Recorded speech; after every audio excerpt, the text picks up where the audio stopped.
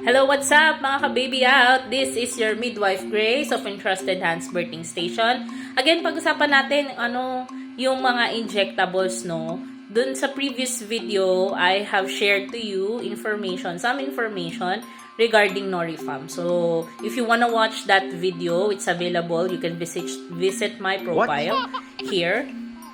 And also, I have uploaded it sa aking social media account sa YouTube. So, yon. So, ano ba tong nasa likuran ko? Pakita ko sa inyo. Ito yung isa pang type ng injectable. So, ayan. As you can see, we have this medroxyprogesterone acetate, which is commonly known as Lindavel. So, orange yung pinakang vial niya, yung pinakang cover. And this type of injectable is valid for 3 months. So, if you have been using this, you will have 3 months protection. Hindi ka mabubuntis. And after that cycle, you need to have another dose so that mag-continue yung effectivity ng injectable sa inyo.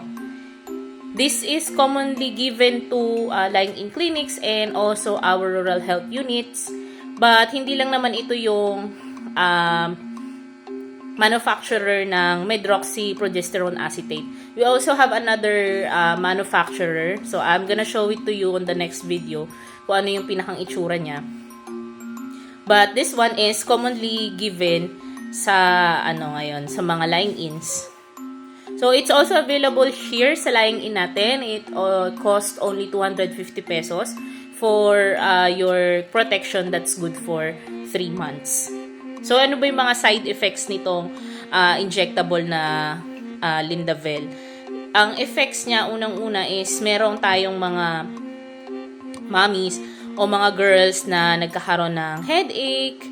But hindi naman supposedly yung extreme na headache.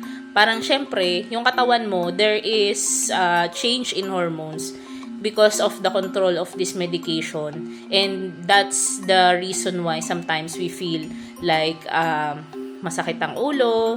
There are some cases na feeling full yung breast, yung parang puno, yung parang feeling magkakaroon, mga ganon. But I would like to tell you na kapag ka ikaw ay naka-injectable na good for 3 months ng Lindavel or whatever it is with the generic name of medroxyprogesterone acetate, wala ka talagang menstruation every month.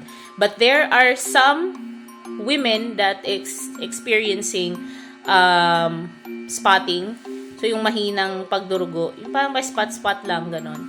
And then, right after that, tumitigil din naman. But there are some, also, common naman is wala talaga. As in, totally, wala silang menstruation for 3 months.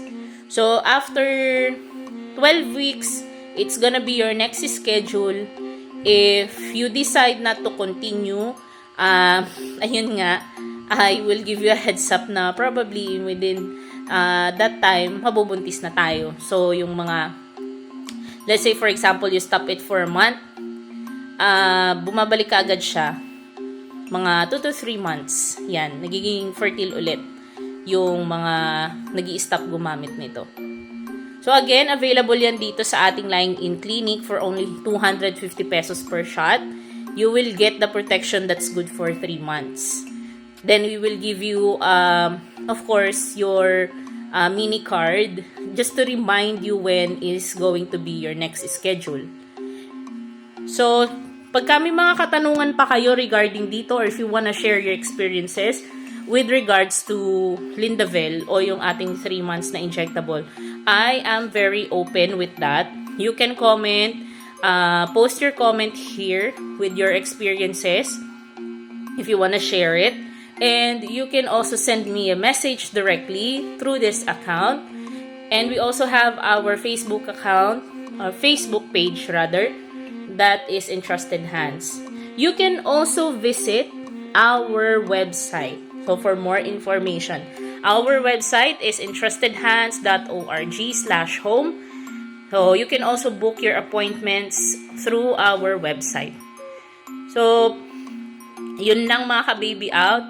If you wanna know more, huwag kayong mag-hesitate na mag-message sa akin o saan mang accounts na very convenient sa inyo. Ipa-flash ko na rin dito sa screen yung contacts and also sa ating description box. Don't forget to click that plus sign and heart this video. Hanggang sa susunod mga ka-baby out. Again, this is your midwife, Midwife Grace of Entrusted Hands Birthing Station. We provide you with quality maternal care. Hanggang sa susunod mga ka-baby out. See ya!